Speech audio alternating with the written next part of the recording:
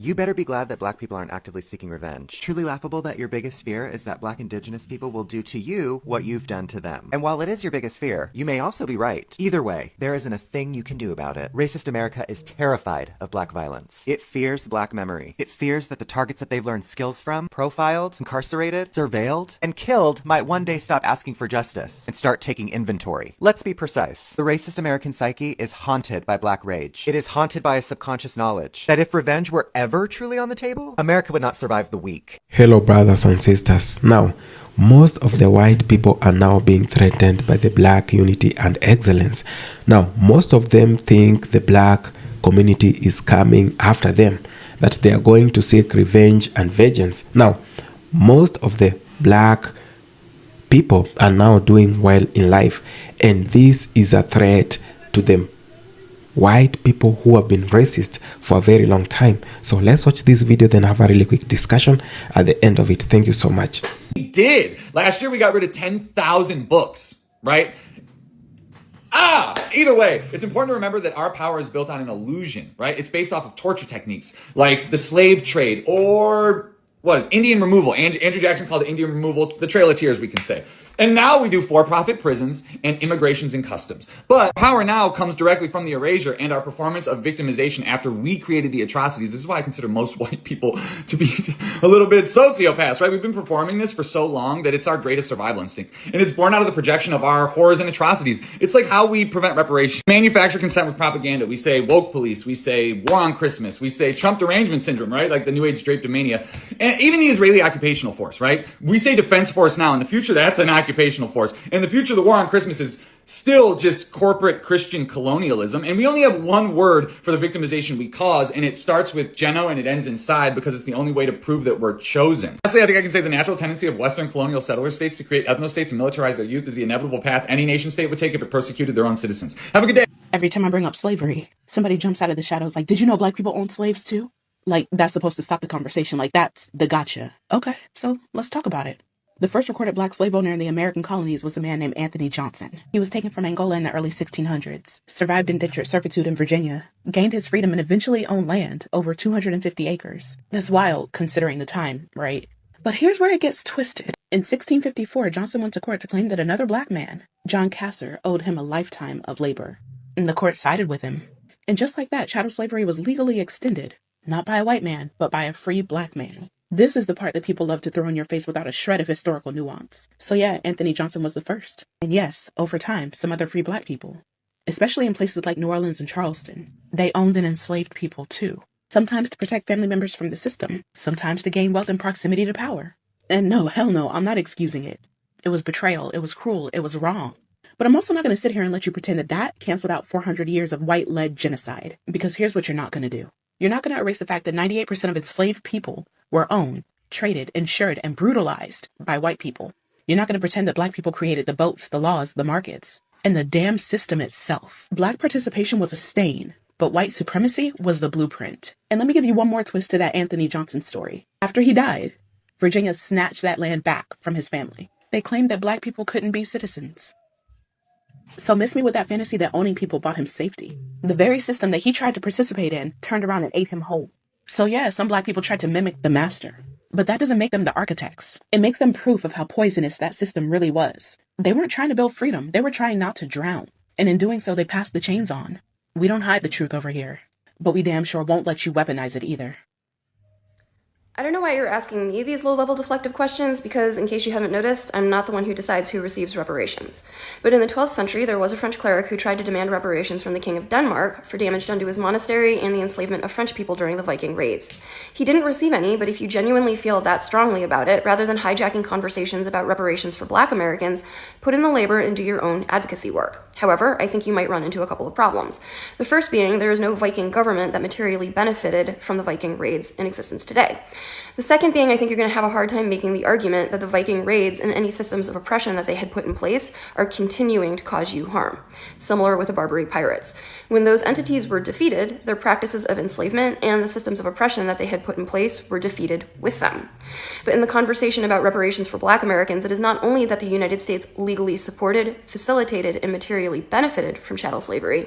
It's also that following the Confederate defeat in the Civil War, the United States paid former enslavers reparations, broke its promise to pay the formerly enslaved reparations, and implemented nearly 100 years of Jim Crow. And those systems of oppression, systemic bias, and institutional biases continue to harm Black people to this day. Something that baffles me about a lot of Black people is that they hate slavery. They hate Americanized slavery so much. They hate what it did to our people, our ancestors, and the effects that it has today. But they completely ignore the indoctrination part. Like, they completely ignore the effects, the negative effects that Christianity had on slaves. I mean, as we know, slaves weren't really allowed to read. In places where they were allowed to read, their literature was heavily restricted, and were only allowed to read things like the slave Bible, which is basically just a highly edited version of the Bible that takes out, like, basically the good stuff and leaves in stuff that basically is pro-slavery, like stuff about owning slaves and telling slaves to obey your masters and stuff like that. Like, it's just mind-boggling to me how so many Black Christians ignore that part of Christian history. And it's not like it's old news. I mean, this is pretty recent history-wise. Like, you believe in an all-powerful God, but he did nothing for 300 plus years while your ancestors were enslaved. And let's not forget the 3Ks, white hood people. Like, that's a Christian group. A lot of people like to say they weren't Christian, they were burning crosses. They were Christian. They were Christian. Like, you can talk with any clan tag member, they're Christian. I don't think I've ever seen a clan tag member that wasn't a Christian. And no, I am not saying because of this that all Christians are bad people or all Christians are racist. I'm not saying that at all. I really appreciate this comment because I remember growing up surrounded by other white folks, and they'd always be saying that Black people need to stop making everything about race. So then when I got older and I started to realize that literally everything in this country is about race, I began to wonder why it is that all the white folks I know want everyone to stop talking about race. And what became really clear to me is that the reason we white folks want everyone else to stop talking about race is because that system, that racialized social system, implicates us as the bad guys. And we think that Black folks bring up race because they want us to suffer for what our ancestors did to their ancestors. But nothing could be further from the truth. Black folks didn't choose to be Black in a racial caste system that oppresses Black people. They didn't choose to be part of a system that oppresses them. So while we want everyone to stop talking about race because we don't want to be the bad guys, Black folks don't have a choice. Currently, America is rebranding itself to New Age racism. What's going on? If you can't trust nothing, or you can't trust no one, you could surely trust nature to tell you the truth. When you look out this window, you see the tree and the cloud. The cloud reminds you of cotton, the cotton field, where your ancestors sacrificed. Worked hours, long hours, 12 hours, sometimes more, to pave a way for you all, just so you can shit on them.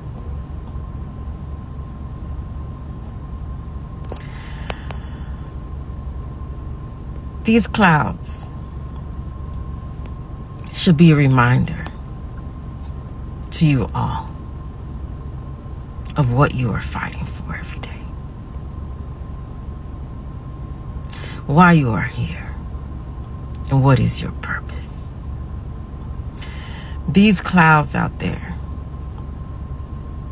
on top of those trees, that reminds you of that cotton, should remind you every day of where you will go, what you will be doing if you all don't get it together. See, the cotton grows on the tree. It takes about 2 years for cotton to revive itself. What you've been seeing in films is your ancestors picking cotton from shrubs and bushes. Now, how is that significant? It's significant because it will show you and tell you how conniving and disgusting these white people are. See, the sun shines in that blue sky. It rises and it sets. White people didn't want to work the cotton field. Not because they couldn't, but because they got a lot of pleasure of watching your ancestors sacrifice their lives, bleed, die, deteriorate. It was all for shits and giggles. The shrubs of cotton that you see was sprayed so that they wouldn't grow into trees. They used a growth regulator, a plant growth regulator, that instead of them waiting 2 years for that cotton tree to grow, they will stay as shrubs so your ancestors could break their fucking backs. So they can break their fucking... Tell me how that was possible. They enslaved the indigenous. Okay. The more you know. I don't know why everybody got mad at me for saying it, because it's true. Like, I said it on Twitter, and now I'm arguing with everybody on Twitter because I said that, oh, black people and other people of color, we can all be the strong people on the planet. We can all be in one group. But the thing is, white people come in, offer y'all some crumbs, and y'all throw yourselves at their feet and stab black Americans in the blood. Black Americans have been betrayed by everybody on this single planet, and everybody got mad at me for saying it. Why is y'all mad? Like, a good example right now is the Latino community, and how a good chunk of them, like nearly all of them, voted for Trump. Or when the Asian communities, when they literally be racist towards black Americans. Nearly in every single language on this planet is an insult to black people. Like, why is y'all surprised we don't want shit to do with y'all? We want to be out on our own. Like, y'all saying we being harsh when we live been stabbed back for centuries over and over and over again, and now we're saying we're done. Y'all shocked? Be fucking for real.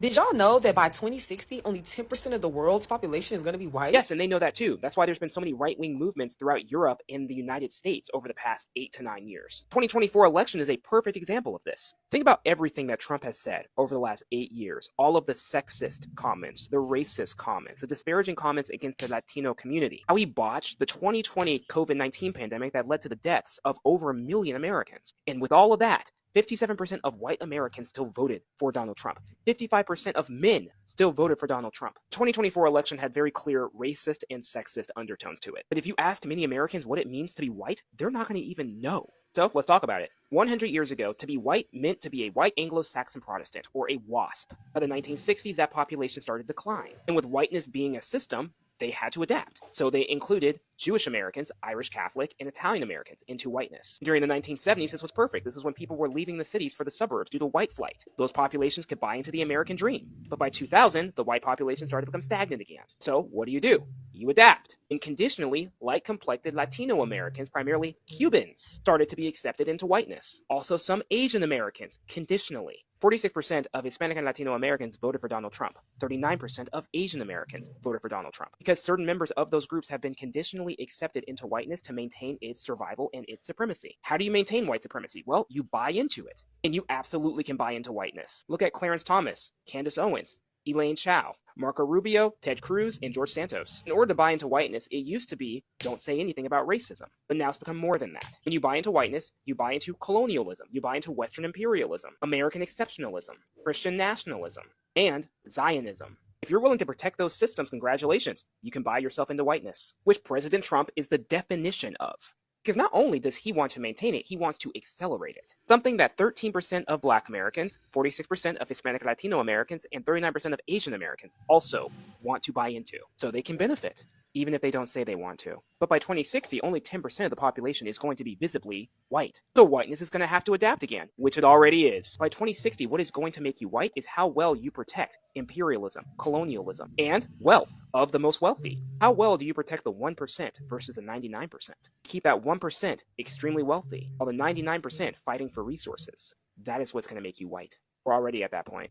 Later. I was today years old when I found out that some people believe that the transatlantic slave trade was a hoax. Like, there's people out there that think that it was impossible to sail across the Atlantic. I'm literally putting this here because I can't believe, like, my own eyes couldn't believe it at first. Some people think that there were indigenous Black people in the Americas. Children were left behind. The schools need to be reopened. Also, whenever you think there's a huge conspiracy, I feel like your first question should be, why? For what purpose? Like, if this would be the most elaborate conspiracy, to what end? There has to be like an obvious answer.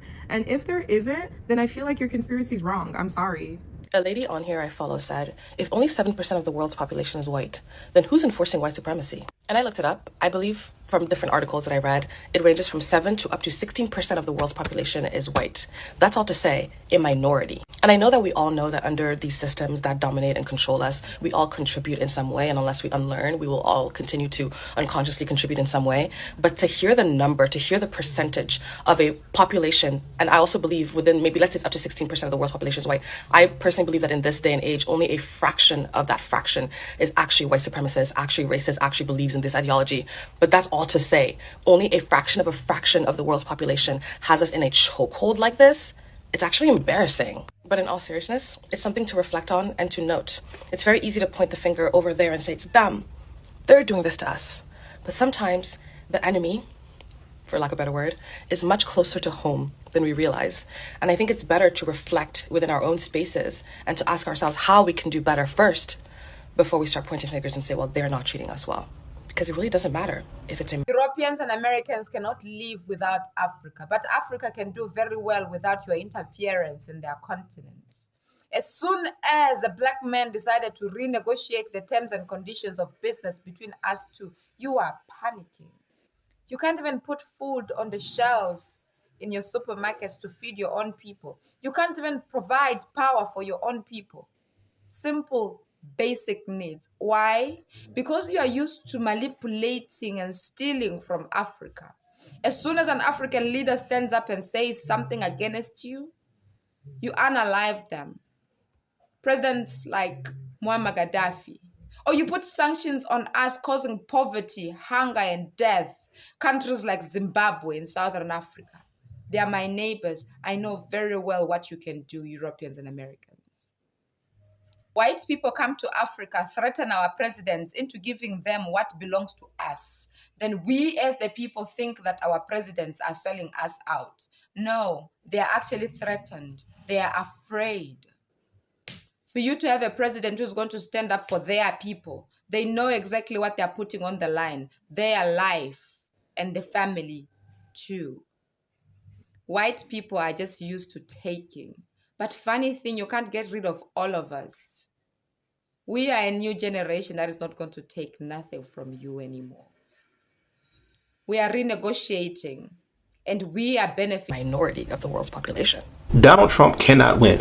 This whole fight on tariffs, he doesn't realize you can't win this fight because the American economy has never in world history done anything without slavery. Basically, we need cheap labor. We need labor that is oppressed. We need labor that has no rights. That is the only way this has ever worked.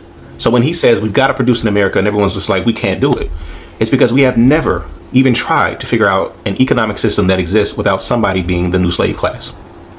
If you go back to the roots of America, right? You go to the American Revolution, yay, we win. And then what happened? The country went into a serious depression. That's what they left out of the history books. So we always talk about the Great Depression and FDR, how he, rallied the troops and the New Deal.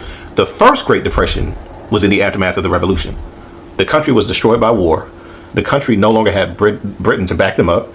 We no longer had the British as a trade partner. And all those British territories, like in the Caribbean, Southern planters couldn't send their crops there anymore for sale because the British are not messing with you no more. The country was in a depression. What pulled it out? Slavery. Slavery was actually dying. And then all of a sudden in 1793, the cotton gin gets produced, and it's like, whoa, we have new life. And so the same field hands that go out and pick cotton, they're now like 300 times more productive. And so all of a sudden, America figured out we can flood the world market with cheap cotton because we don't have to pay the labor. And all of a sudden, America goes from a few dusty tobacco plantations on the East Coast to a major world economic power because 7/8 of the world's cotton supply comes from the United States of America. We never were going to figure this out without slavery. It was a dying experiment of a new country without slavery. And so you fast forward, all of a sudden, we're in a situation now where Donald Trump wants to figure out how to do everything the American way. And people are like, that's not even an option, bro, because we don't know how to do this without slavery. The capitalist system that we have has quite literally never worked without a slave class. And so when people talk about the immigrants, we need them to pick the strawberries. Who else is going to pick the strawberries? If they don't do it, strawberries are going to cost $80. Yes, because we have never even tried to imagine an economy without slavery. And so a lot of people get worked up when people talk about slavery. And why does everything have to be about slavery? Because the American story is about slavery. You don't have an America without slavery. The whole thing is slavery. from the White House to the insurance companies to the universities, every part of this, the first mortgage products, the first insurance product, Lloyd's of London, what was it? Marine insurance. What were they insuring? So again, Donald Trump is finding out the hard way that you mean to tell me we have an economy that can't exist without slave labor? Yes, that is exactly what we built. And it takes a real reimagining to undo that. It takes something beyond saying, let's build some factories here. We have to fundamentally look at how this system is built, what were the foundations of the system, and are there corrective measures? Because at present, all we got is slavery. I'm going to say what I want to say, and I'm not going to address anything, and I'm going to go back to my fucking exam season hiatus. It will never be any of your white places to critique and police the way an oppressed person reacts. I have accidentally befriended people, white people, who are racist against black people, but not racist against me because I'm Hispanic. And I just want to explain why I think they're like that. I know that it's obviously not every white person is racist, you guys, but sadly, here in Texas, I have met people who, once I start hanging out with them and they get comfortable with me, they do say racist things or things that are just not okay directed towards black people, but they're completely fine with me being Hispanic. A lot of times these are people who, maybe I meet them at work and they hear me translating for like a customer or someone who doesn't speak English, and so they know I speak Spanish, and they find out that I'm Hispanic and everything's fine, and I'm like, oh, like this person is like fun to hang out with. But like I said, they get comfortable with me and then they start saying racist shit. I think the reason they do this is because they romanticize Hispanic culture. So, because me specifically, you guys, I'm Puerto Rican. My mom was born and raised in Puerto Rico. She lived there like the first 20 years of her life until she moved away. And I think they romanticize that specifically because when they think of Puerto Rico, they're like, oh, the beaches, like maybe I should go there next summer on vacation. They think of like West Side Story. They're thinking about like the arroz con habichuelas and the sorullos and the flan and like Prince Royce, Bad Bunny. They're thinking about how, oh, the women are so beautiful, the language is so romantic. It's almost like there's this mystery around it because they don't really know that much. And they're like, oh, like I love Latinos, like I love the culture. And so it's something that they can easily romanticize because there's a lot of things that they like, and it seems almost like this distant, like, oh, Puerto Rico's another country. Even though Puerto Rico is part of the United States, you guys, there are some white people that don't even freaking know that. Like, I remember a few years ago, I was in San Juan because I was visiting my family over there, and I was walking around, and I heard this white lady on the phone, and she was like, I can't talk right now, I'm in another country. And I think I've mentioned this before, but I just can't forget that because she was like older. And I remember turning my head and I was like, girl, like, because like I said, I think some people, they see it as like vacation destination, it's another country. And I also think that these white people that I've known in my life, who end up being racist towards black people, I think they like me because I'm so freaking pale, dude. And so they're like, oh, Kayla's one of us, but she's like kind of spicy. They kind of still see me as one of them. But the thing is, like, if you're going to be racist, just be racist towards everybody. It doesn't make sense to me why you're picking and choosing who you're going to be racist against. And I think the reason that they are comfortable being racist towards black people is because, we see black people everywhere here in the United States. And because of the slave trade, a lot of y'all don't know, specifically where your family is from or, where you're from. You just are like, well, we're just from the United States because sadly, because of all the horrible things that happen, I know that a lot of y'all can't trace back specifically where you were from, And so the romance and the mystery is gone. It's just like, oh, they're just black people, whatever. whatever. And, I think it's also envy, because they are envious of like your big lips, how, your dark skin, because we see a lot of white people who are obsessed with being tan. And, I think they're also envious of like how you guys are just naturally curvy or strong. And again, you guys, I'm not trying to just trash on white people. It's just that I don't even make white friends anymore here in Texas, because this has happened like too many times, honestly, with me, where I'm like, I feel like I just wasted my time like befriending someone, because they, like I said, they end up saying racist things about black people when we're alone to me. And I'm like, dude, if you say that about black people, what do you say when I'm not around?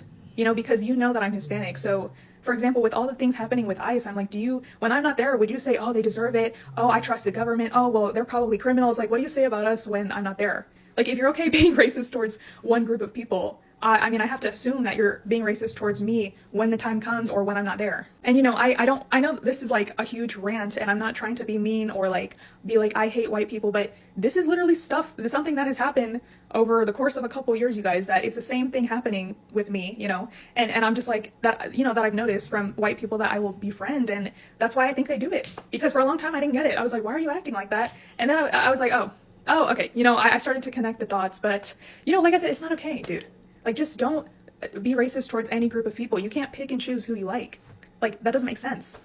Hello, brothers and sisters. I really hope you're all doing fine from wherever you are watching me from now. Most of white Americans, most of the white folks are now thinking that the black community is coming after them. Now, their only fear and jealousy comes when they see a lot of the black community excelling in life. You might be thinking that this is kind of weird, because of course it is. Now, why are they so fearful, or why do they have a lot of jealous because of their black excellence? Because most black people are now expanding their mind, expanding their businesses, and expanding the way they have been viewing the white community for a very long time. Most of them, they are now doing well in life, and they're now starting businesses and doing things that the white community never thought the black folks could ever do. Now, it has been 400 years since the black people were brought to slavery. Now, most of the black people have lived in a society that has neglected them, a society that took away their religion, took away their personality, took away their rights, and made everything that was bad. They have done so worse things to the black community for a very long time. Now, they are very worried because the black community is coming out to be strong. They are getting to learn and to do things in a very different way. This is not sitting well with the majority of the white community, because they are feeling threatened. They are threatened by the black success. They are threatened with everything the black community is now doing. Their only fear is that the black community is excelling, and one day they will take control of white America. And for this one reason, they think the black community will come seeking for vengeance. I want to tell you a story or something. A king who has brutalized and who has brought a lot of misery to his people. A king who has done so many bad things. He never wants to leave. He never wants to step down as the king, even if the worst happens. It's just like a country with a dictator who has unalived so many people, who has taken away everything that belonged to the people, took away democracy, took away rights, all the civil and human rights that the people had, took away all the political rights, took away every social economic rights that the people had. Now, these kind of people, they always have a problem when someone else starts talking about succeeding them or them leaving power. Their only fear is when someone else leaves power, or when someone else comes to power, they will seek vengeance. They will want to punish them for everything they did when they were in power. So what do they do in most of the cases? They will always fight to be in power. They will do, or they will go to any extent to remain in power. Now, that's the same thing. The white community is now like a dictator who now does not want to seize power. Why is this very important to them? Why is them remaining supreme still important to them? Why is them remaining in control still important to them? One thing you must all know is that the same people who you want to leave power are the same people who brutalized, the same people who oppressed you, the same people who put you into slavery. So their fear is when the black man gets to power, or when the black man empowers himself and he or she excels in life, their problem is they think the black community is coming to seek vengeance after that. And they will do all it takes. I do not say all the white people are bad, but some of them are very, very evil, and they have overseen the mistreatment of other communities in the US and other parts of the world. So they are very, very afraid because they know they are like a dictator who never wants to leave power, because they think the person who is coming to succeed them, their successors will do exactly the same they were done to, or even more worse. They never have the peace of mind whenever someone else talks about progress, because they know the black progress is something that will bring them down. The black progress in politics, in music, in social and economic lives, and every other aspect of life is going to affect them. Now, see how the black person or the black community is well progressing in the US and all over the world. The black community is doing all it can to change lives out here, to better themselves, to bring prosperity that was long denied to them by the same oppressors. The same oppressor who is very, very jealous and threatened by the fact that the black man is getting empowered. They are now seeing far, and they are now doing things that brings back and forth the unity they lacked for a very long time. See who is threatened at the moment. It is the white folks who are threatened. They never saw this coming. They never saw the black man making it in politics. You remember the Jim Crow laws that were to bear the black community from voting and from associating with the rest, because they were seen as the lesser people, and the people who maybe in one way or the other should have never gotten any chance in a society which is very biased. Now see, the black community is glowing and growing at the same time. They are doing things in a very suggesting manner that they are going to be great. They are already great. So there is fear that has accumulated over time that the black community is not what most people thought. And you can see the fear in those racist people, the people who have always thought America was great and America was going to save them, that the American dream, they were sold the American dream to them, right? That everything in America is great, and the fact that they need to be making America great again after every 4 years is something that is top notch, or something that is very prioritized. Now look who is crying. The same people who actually oppressed the black community are the same people asking for help from the same community they have oppressed for 400 years. This is why I've been saying the black and the brown unity is needed at this moment, because the only thing that makes them fear it is because they never have wanted to associate with the black community, and the black community has long been oppressed, and they're not progressing. They are now taking the US and Europe with Aston, and for this one reason most of the people cannot take it anymore. They are very afraid of whatever is happening in the US with the black community. The black community has since come together and realized that their unity is something that has always been feared by the same systems. So they are going for the same unity that these people have feared. You know, I'm very, very glad that most of the black community is seeing ahead. The fact that they have been oppressed, the fact that the police brutality that has been directed to them has been very like it has destroyed them. It has traumatized them.